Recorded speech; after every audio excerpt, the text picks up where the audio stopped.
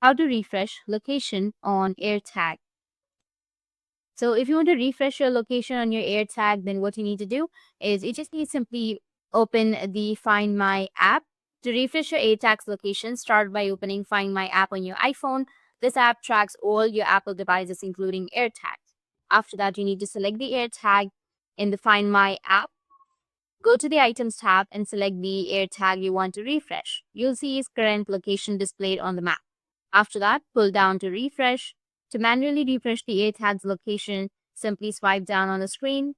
This action prompts the app to request the latest location data from the AirTag. After that, move to a new location. If your AirTag isn't updating, try moving to a different area or checking the AirTag from a different iPhone. The location updates more accurately when the AirTag is within range of any nearby Apple devices connected to the Find My network. After that, wait for any automatic updates.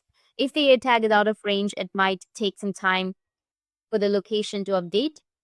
AirTags rely on nearby Apple devices to update their location, so the update might occur automatically when other device passes by. To refresh your AirTag's location, open the Find My app, select your AirTag, and swipe down to request the latest update.